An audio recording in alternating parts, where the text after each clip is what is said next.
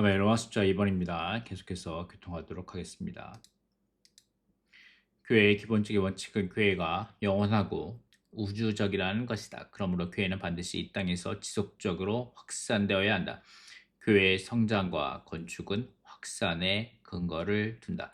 로마 숫자 2번과 3번은 이 책 교회의 새 방면, 교회의 발자취에서 많이 인용한 내용입니다. 여러분이 직접 읽어보시기를 바랍니다.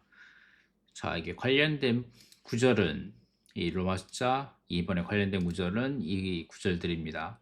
그러나 성령께서 여러분 위에 임하시며 여러분이 능력을 받아 예루살렘과 온 유대와 사마리아에서 그리고 땅끝에 이르기까지 내 증인들이 될 것입니다.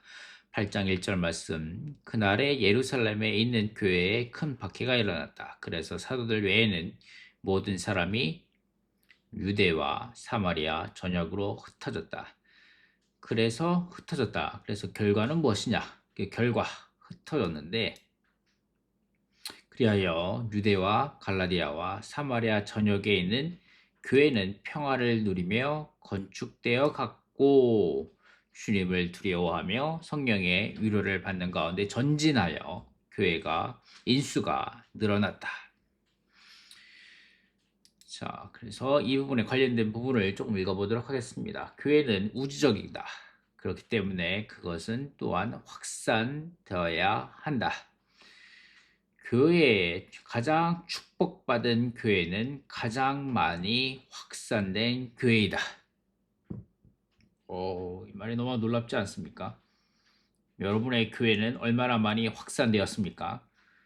아멘. 지난번에도 말씀드렸듯이 대북시 교회는 104개로 확산되어 나갔습니다. 대북시 대만 타이베이시 교회는 104개의 교회로 확산되어 나가는데 여러분의 교회는 몇 개의 집회소로 확산되어 갔습니까?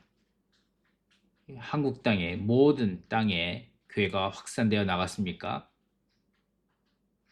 아멘. If there is 거기에 만약에 지방교회가 확산이 없다면은 거기에는 점점 더 많은 문제들이 있게 될 것이다. 그리고 그것은 약하게 될 것이다. 그렇지 않습니까? 우리의 교회 생활에 많은 문제들이 있고 점점점 약해진다면 그것은 무엇을 말해줍니까? 교회의 확산이 부족하다는 겁니다. 맨날 나가지 않고 확산되고 퍼져나가지 않기 때문에 맨날 똑같은 사람들과 10년, 20년, 30년 함께 있으면서 거기에 많은 문제들이 생기고 신선함이 없게 되고 약함이 있게 되는 겁니다. 아멘. 주님, 또 한 면에 있어서 우리는 조심해야 되고 신중해야 한다. 교회의 확산에 있어서 우리가 우리는 느슨해지거나 부주해지거나 해서 사람의 방법을 사용해서 이런 것들을 촉진시키려고 해서는 안 된다. 우리는 반드시 주님께서 일하시도록 허락해 드려야 한다. 또 다른 면에 있어서 또 다른 면에 있어서는 우리는 반드시 분명해야 한다. 교회는 반드시 확산이 필요하다. 우리는 반드시 최선을 다해서 우리가 할 수 있는 최선을 다해서 곳곳에서 교회들을 일으킬 수 있도록 해야 한다. 비록 우리가 사람의 노력으로, 사람의 수고로에 달려있는 것이 아니지만 우리는 확산을 제한시키면 안 된다. 우리가 약간의 약간의 제한을 가지고 있어서는 안 된다. 우리가 교회의 확산을 멈추도록 하는 어떠한 제한을 우리가 가지고 있으면 안 된다. 교회의 확산을 우리 한 사람이 일을 함으로, 사람의 수고함으로 교회를 확산하려고 한다는 것은 그런 것은 효과가 없고 지속되지 않을 것이다. 하지만 우리는 교회가 확산되기 위한 우리의 책임을 최선을 다해서 짊어져야 한다. 이것은 우리의 좁은 관념을 제거하기 위하여 우리는 교회의 확산이 계속적으로 일어나갈 수 있도록 우리가 책임을 짊어져야 한다는 것입니다. 자, 여기에서 말하죠. 5주 3일자 아침붕 책에서 말합니다. 하나님은 확산을 원하시기 때문에 능히 이러한 일을 하실 수 있다. 사실상 교회를 가로막는 큰 장애물은 사람의 관념이다. 자, 여기에서 휴먼 컨셉츠를 말하고 있고, 휴먼 컨셉츠가 가장 큰 장애물이라고 말하고 있는데, 영어에서는 힌더런스를 쓰고 있습니다. The great hindrance, 가장 큰 방해이다. 교회의 가장 큰 방해이다. 힌더런스. 여기에다가 앞에 un을 붙이면 unhindrance가 되는데, unhindrance 이 단어를 어디서 사용했냐면 사도행전 28장 31절에서 말합니다. 아무런 방해도 받지 않고 라고 말하죠. 거기에서 사용한 똑같은 단어입니다. 똑같은 단어가 여기에서 사용됩니다. unhindrance, 사도행전 맨 마지막 구절에 31절에 여기에서 사용됩니다. 한국어 번역에서는 다른 단어를 사용했지만 영어에서는 똑같은 단어를 사용합니다. 아무런 방해도 받지 않고 unhindered, 아무런 방해도 받지 않고 아주 담대하게 하나님의 왕국을 선포하며 주 예수 그리스도에 관한 것들을 가르치다. 아무런 방해도 받지 않고, 여기에 unhindered, 무엇이 방해합니까? 가장 큰 방해는 사람의 관념입니다. 할 수 없다. 복음을 전할 수 없다. 한국 땅에서는 주의 회복이 복음을 전할 수 없다. 한국 땅에서는 복음을 전했다가는 이단으로 오해받는다. 저 사람에게는 복음을 전할 수 없고, 안 된다. 우리는 안 된다. 우리 교회는 1집회소, 2집회소, 3집회소를 갖는 것이 안 된다. 우리는 지역 실행을 하면 안 된다. 우리는 우리의 소지역이, 왜 우리의 소그룹이 함께 모여서 같이 누리는 것이 얼마나 달콤한데 왜 이것을 확산하고 증가하려고 하는가? 그것은 안 된다. 아멘. 사람의 관념들입니다. 아멘. A번, 교회의 확산은 주님의 생명의 성장과 주님의 생명의 흘러나감과 흘러넘침을 통해 일어난다. 생명의 growth, flowing out, overflow. 아멘. 그러므로 온몸은 그 풍성한 공급을 해주는 각 마디를 통하여, 그리고 각 지체가 분량에 따라 기능을 발휘하는 것을 통하여 함께 결합되고 함께 짜입니다. 그래서 몸이 자람으로써 사랑 안에서 스스로 건축되는 것입니다. 아멘. 누구든지 목마르거든 나에게로 와서 마시십시오. 나를 믿는 사람은 성경에서 말하는 대로 그의 가장 깊은 곳에서 생수의 강들이 흘러 나올 것입니다. 아멘. 그 풍성한 공급입니다. 생명의 공급. 생명의 공급으로 자라는 것입니다.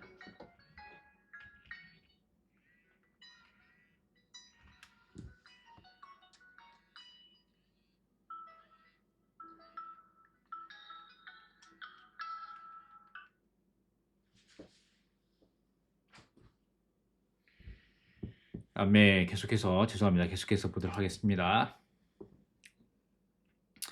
아멘. 계속해서 B번입니다. 교회가 확산되기 시작할 때 잘못된 관념들은 지역에 관한 것이든 인종에 관한 것이든 상호차별에 관한 것이든 모두 산산적으로 난다. 우리의 모든 편협한 생각은 교회의 확산에 의해서 제거됩니다. 아멘. 관련 말씀 구절 보도록 하겠습니다. 우리의 아름다운 지체는 그럴 필요가 없습니다. 하나님은 몸을 고르게 섞으시어 부족한 지체에게 더욱 귀한 것을 주셨습니다.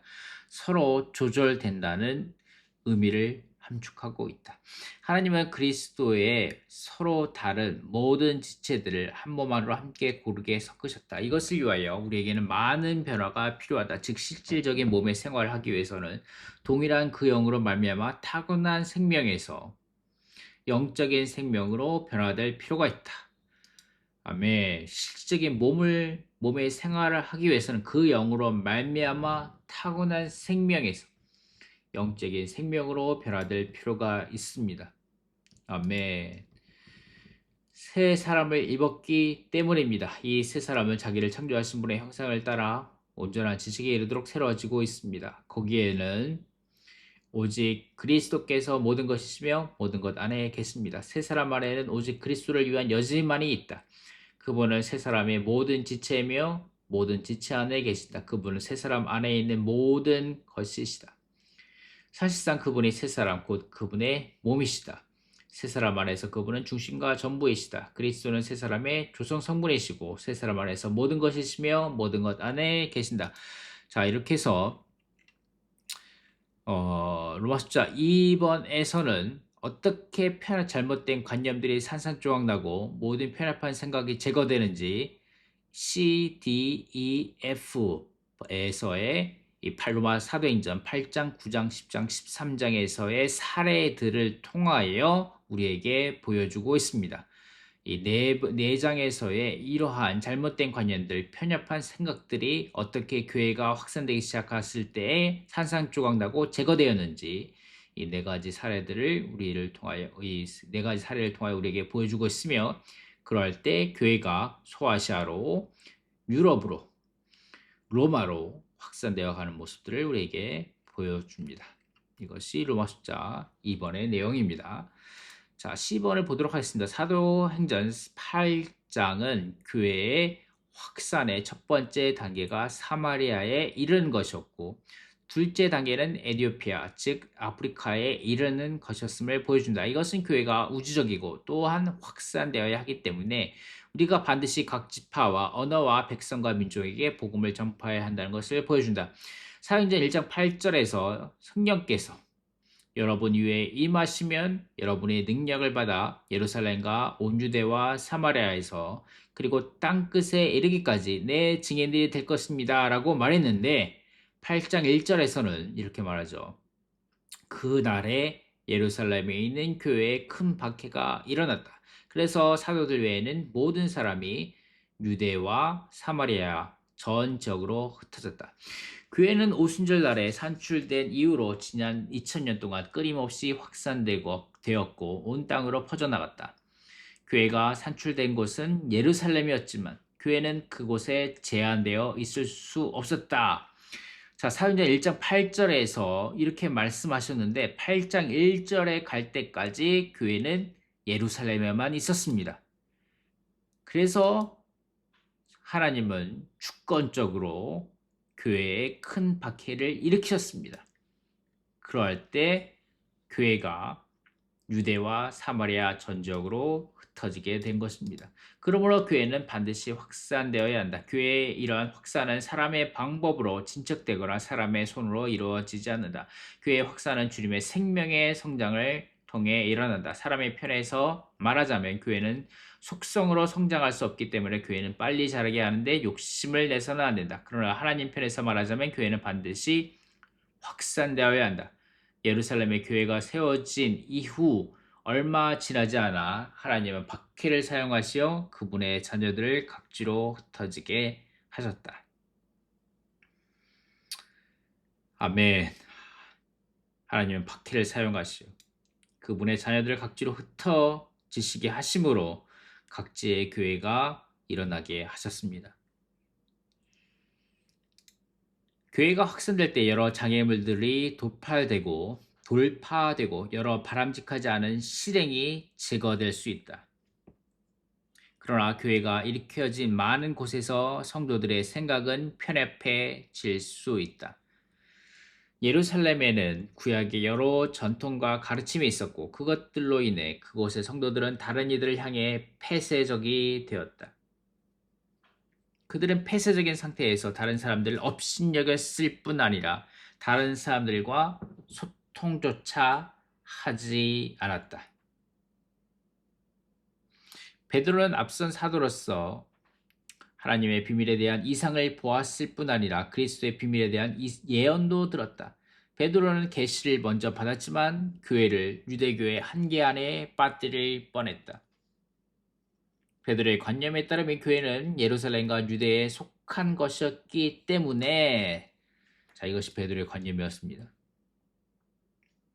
그렇기 때문에 교회를 유대교의 한계 안에 빠뜨릴 뻔했죠. 교회가 이방 땅이나 이방인들에게 전해져서는 안 된다는 것이었다. 그러나 교회는 확산되어야 했다. 아멘. 여기 사도행전 8 여기 부분입니다. 사도행전 8장은 제자들이 흩어진 첫 번째 단계, 즉 제자들이 흩어져서 가게 된 첫 번째 지역이 사마리아였음을 보여준다. 제자들이 도착하여 사마리아 사람들 위해 기도하자. 성령께서 즉시 그들 위해 내려오셨다. 이렇게 하여 하나님 자신에 의해 이 확산이 확증되었다. 하나님께서 교회가 확산되어야 할 필요를 확증하신 것이다. 그 결과 교회 확산의 첫 번째 단계는 사마리아, 곧 반은 유대인이고 반은 이방인인 민족에게 이르렀다. 사도행전 8장에서 교회 확산의 둘째 단계는 빌립이 에티오피아의 한 내시에게 전파한 복음을 통하여 복음이 아프리카로 확산된 것이었다. 하나님은 이방인들을 부르시어 복음을 듣게 하시고 구원을 받아 교회가 되게 하셨다. 유대인들은 결코 이러한 일을 생각해 본 적이 없었다. 그러나 어느 날 주님의 천사가 빌립에게 찾아와 일어나십시오. 그리고 예루살렘에 가자고 내려가는 길을 따라 예루살렘에서 가자로 내려가는 길을 따라 남쪽으로 가십시오. 라고 말했다. 아멘. 자, 여러분에게 이런 일이 일어나길 바랍니다. 여러분들은 결코 생각해 본 적이 없었을 것입니다. 여러분은 결코 다른 지방으로 이주하는 것에 대해서 심지어는 여러분은 결코 다른 나라로 가는 것에 대해서 생각해 본 적이 없었을 것입니다. 그러나 어느 날 주님의 천사가 여러분에게 찾아와 말할 것입니다. 일어나십시오. 일어나서 남쪽으로 가십시오. 저 남쪽, 한국 땅의 남쪽 지역으로 가십시오. 저기 교회가 없지 않습니까?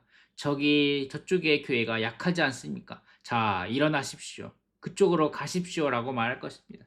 그리고 얼마 있지 않아 저 북한 땅이 열리게 되면 일어나십시오. 북한 땅으로 가십시오. 라고 말할 것입니다. 그리고 몇몇 분들에게는 일어나십시오. 저 다른 나라로 이주해 가십시오. 라고 말할 것입니다.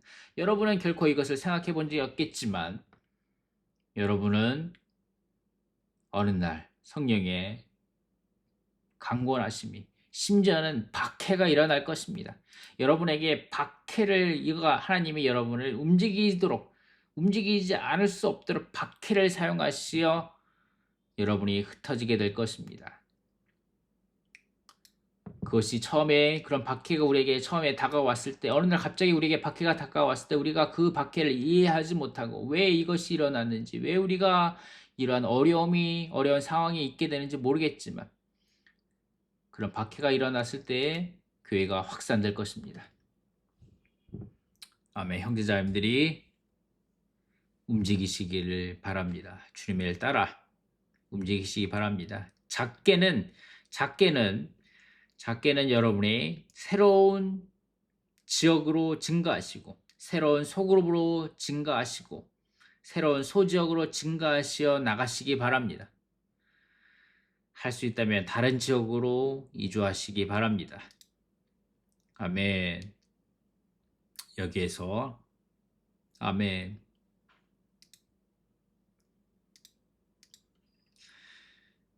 자, 그리고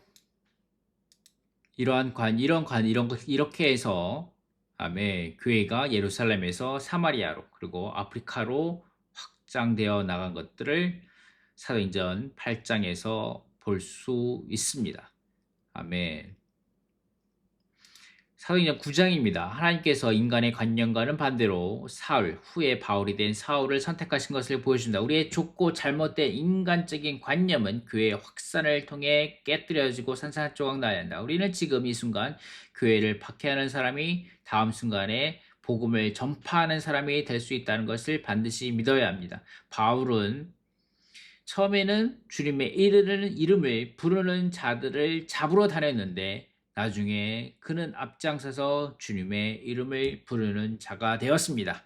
놀랍지 않습니까? 사도행전 9장 15절 그러나 주님께서 아나니아에게 말씀하셨다. 가거라. 이 사람은 이방인들과 왕들과 이스라엘 자손들 앞에서 내 이름을 전하기 위하여 나에게 선택된 그릇이다.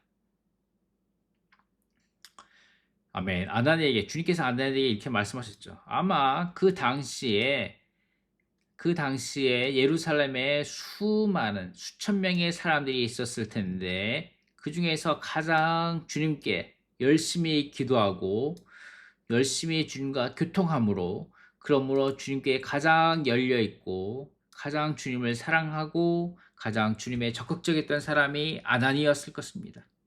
그런데 그 아나니아조차도 좁고 잘못된 인간적인 관념을 갖고 있었기 때문에 주님이 가거라 라고 말했을 때 아나니아의 첫 번째 반응은 그의 좁고 잘못된 인간적인 관념을 따라 주님, 할 수 없습니다. 주님, 할 수 없습니다. 라는 것이 그의 아나니아의 첫 번째 반응이었습니다. 주님, 내가 이 사람에 관하여 많은 사람들에게 들었는데, 그는 악한 일을 많이 행하고, 또 주님의 이름을 부르는 모든 사람을 결박할 권한을 대제사장에게 받았다고 합니다. 라고 말하는 거죠.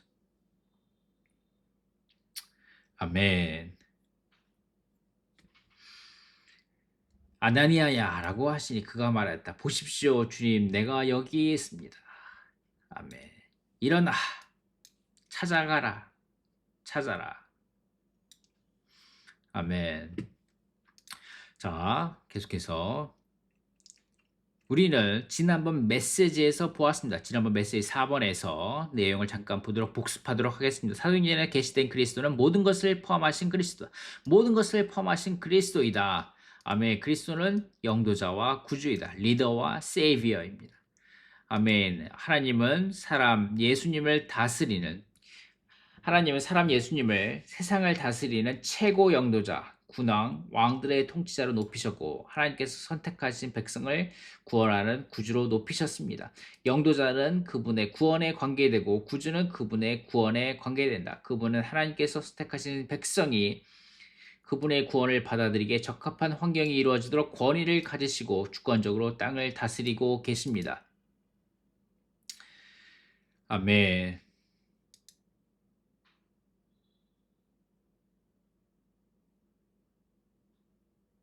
자, 그런데 여기에 주님이 그렇게 적합한 사람들이 하나님께서 선택하시는 백성이 그분의 구원을 받아들이기에 적합한 환경이 이루어지도록 권위를 가지시고 주관적으로 땅을 다스리시는데 그것이 이분의 이 영도자 리더인데 근데 이 구주의 구원을 사람들에게 가져가는 것은 사람을 통해서입니다. 성육신의 원칙을 따라 사람들이 직접 그 사람들을 찾아가야 합니다. 그런데 누가 할 수 있겠습니까? 그 사람은 어떠한 좁고 잘못된 인간적인 관념이 없는 사람들입니다. 아멘. 이러한 사람들이 찾아갈 것입니다. 아멘. 여기 이 말씀을 좀 읽어보도록 하겠습니다. 하나님께서 구원하시고 사도로 선택하신 사람은 그분께 순종하는 경건한 사람이 아니었다. 오히려 그분께 저항하고 교회를 박해하고 그리스도인들에게 유해를 가한 사람이었다. 사울은 주님의 이름을 믿는 사람들을 박해하고 해친 사람이었다. 사울은 스데반을 죽이는 일에 찬동했고 교회를 박해했다. 아네아니아는 사울이라는 사람에게 복음을 전해야 하는 이유를 이해할 수 없었다. 우리의 좁고 잘못된 인간적인 관념은 교회의 확산을 통해 깨뜨려지고 산산조각 나야 한다. 우리는 지금 이 순간 교회를 박해하는 사람이 다음 순간에 교회를 복음을 전파하는 사람이 될 수 있다는 것을 반드시 믿어야 한다. 하나님은 확산을 원하시기 때문에 능히 이러한 일을 하실 수 있다. 제자들이 마지못해 그렇게 한 것은 사울과 같은 사람을 받아들인 것이 참으로 쉽지 않음을 보여준다. 사실상 교회를 가로막는 큰 장애물은 사람의 관념이다. 참으로 쉽지 않습니다. 아멘. 교회 생활을 하다 보면, 교회 생활 가운데 어떤 사람들 만나보면, 어떤 지체를 만나보면 아주 덩치도 크고 생긴 것도 좀 우락부락하게 생겼는데 하시는 일도 좀 거친 일이고,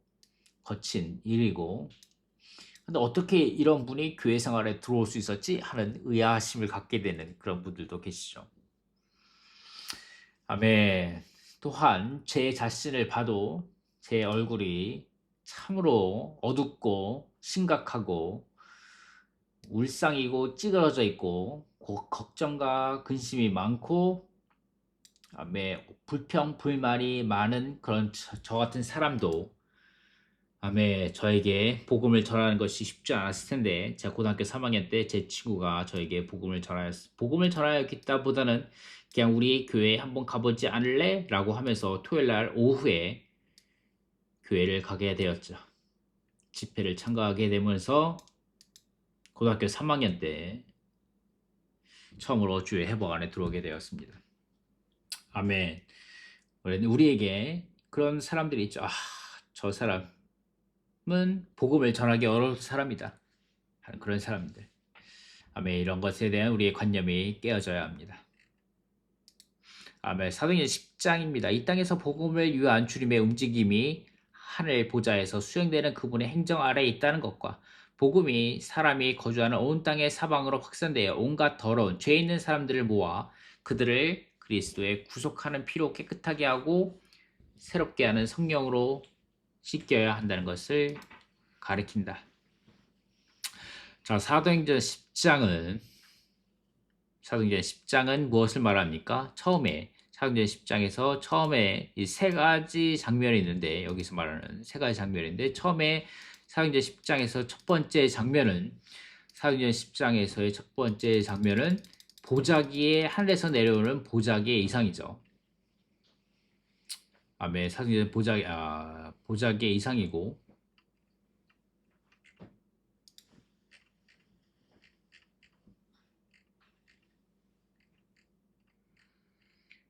아멘.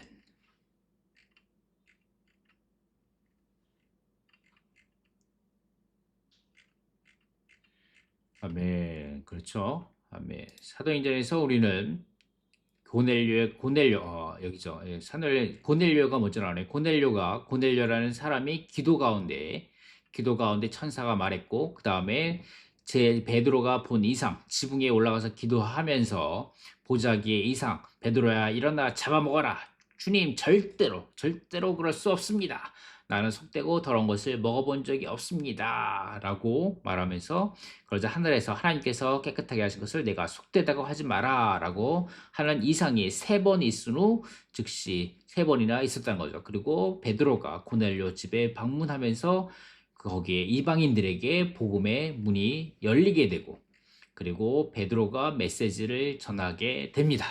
하나님은 사람을 외모로 판단하지 않으시고 어느 민족 가운데서든지 하나님을 경외하고 의를 행하는 사람을 받으신다는 것을 내가 참으로 깨달았습니다.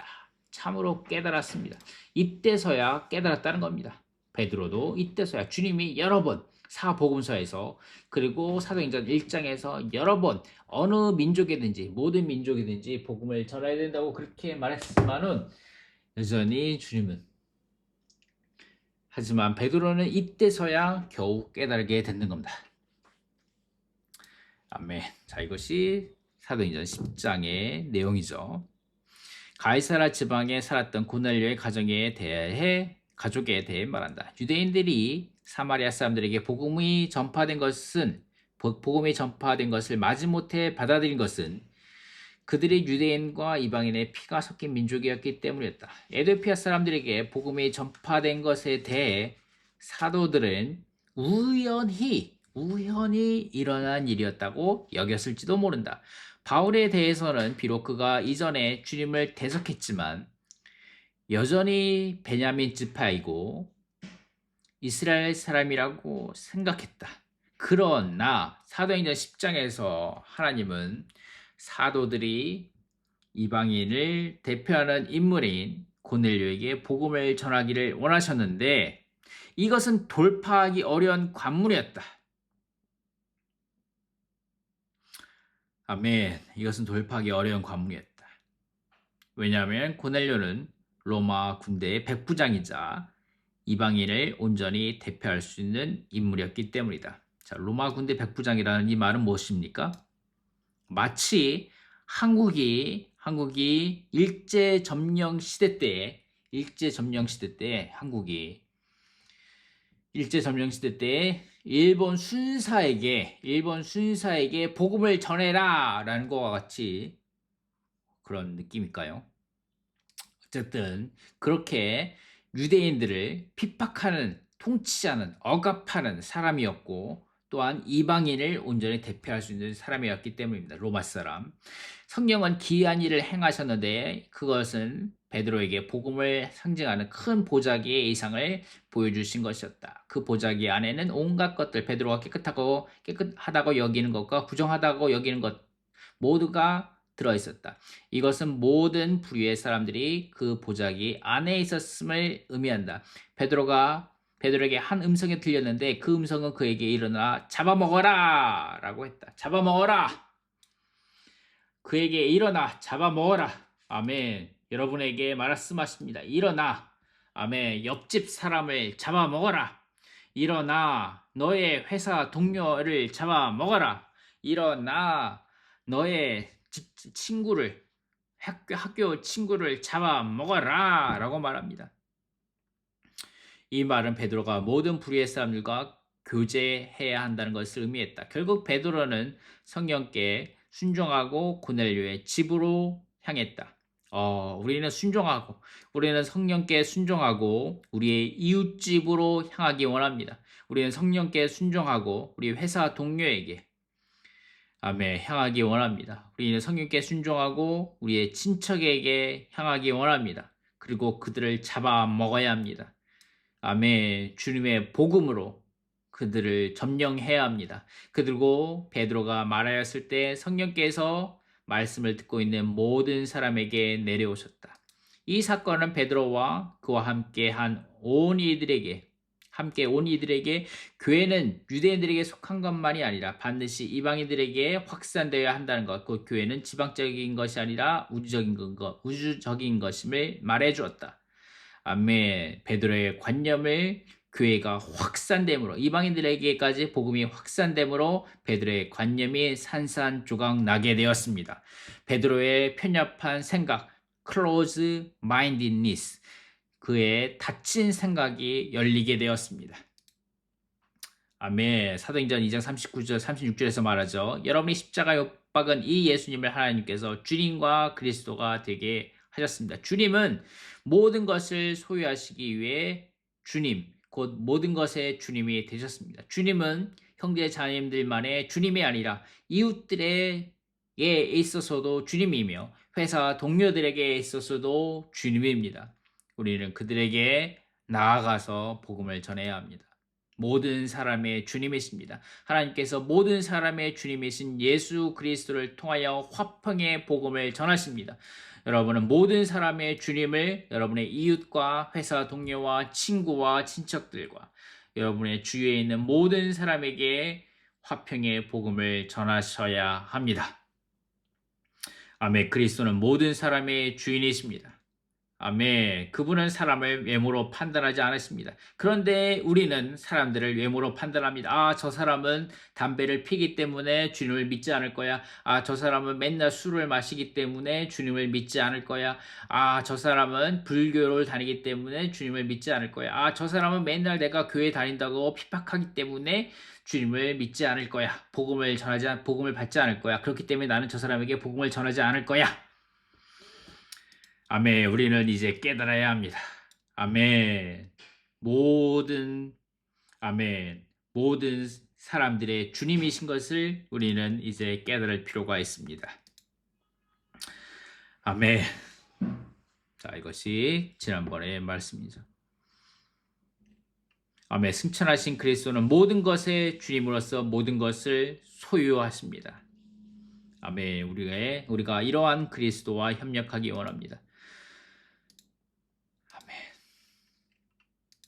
자, 사도행전 13장입니다. 안디옥에 있는 교회에 각기 다른 배경과 교육과 신분을 가진 유대인과 이방인으로 구성된 5명의 신원자와 교사가 주님을 섬기고 있었다는 것을 보여준다. 이것은 교회가 사람의 배경에 상관없이 모든 족속과 모든 계층의 사람들로 구성된다는 것을 가리키며 그리스도의 몸의 지체들에게 주어진 영적 은사들과 기능들은 타고난 신분에 근거하지 않는다는 것을 가리킨다. 여러분, 이 내용을 다 아실 것이라고 생각합니다. 5명의 출신과 배경이 다 다르다. 거기에 흑인도 있었고 레위인도 있었고 흑인도 있었고 그리고 또 분봉왕 헤롯과 함께 자란 분봉왕 헤롯은 누구입니까? 침례자 요한을 죽인 헤롯입니다. 그 침례자 요한을 죽인 헤롯과 함께 자란 마나엔이라는 귀족도 있었습니다. 아멘. 거기에 유대인도 있었고 그 다음에 바리새인도 있었고 아멘. 유대교의 모든 규례에 열정적인 사람들이 있었다. 이런 모든 사람들이 함께 있었을 때 거기에 포함되어 있는데 안디옥에 있는 교회에는 분열이 없었는데 이것은 오직 성령만이 이룰 수 있는 일이었다. 이러한 교회를 통해서 분열이 없는 한마음 한뜻이 된 교회를 통해서 성령은 아무런 제한 없이 확산을 위해 전진하실 수 있었습니다. 자, 바나바는 여기 키프로스 사람입니다. 그리고 여기 구레네 사람도 있었고 여기 바울은 여기 다소 사람이었고 유대적 사람도 있었고 온 지역에서 사람들이 다 모여서 5명이 모여서 함께 한마음 한뜻 안에서 기도했습니다. 얼마나 넓은 땅에서 함께 모였습니까? 아프리카 대륙, 아시아 대륙, 그리고 이 터키 땅에서 온 사람들, 키프로스의 이 섬에서 온 사람들도 모였습니다. 자, 한국 땅은 얼마나 좁습니까? 이 좁은 한국 땅에 지금 외국인이 200만 명 이상이 있습니다. 250만 명. 여기 심지어는 260만 명이라고 보는데 230만 명이라고 보는데 230만 명이면 20명 중에 한 명 20명 중에 한 명이 외국인입니다. 와, 이미 한국 땅은 단일 민족이니 뭐니 하지만 맞죠? 500만이고 5천만이니까 20명 중에 한 명이 외국인인 시대가 되었습니다. 이제 한국 땅에서 검은 사람, 흰 사람, 백인, 동양인, 아시아 동남아 사람, 아프리카 사람 보는 것이 어렵지 않습니다. 우리가 어렸을 때 한 30년, 40년 전만 해도 검은 사람을 보면 와, 신기하다 생각했는데 이제 쉽게 봅니다. 그런데 우리에게 관념이 있습니다. 좁은 편협한 생각들이 있습니다. 한국말을 열심히 배워도 까불지 마라고 무시한다. 외국 사람들을 무시한다는 거죠. 우리가 쉽게 무시합니다. 한국 사람들의 특징이죠. 그냥 백인들을 좀 우러러보고 여전히 그런 것이 있습니다.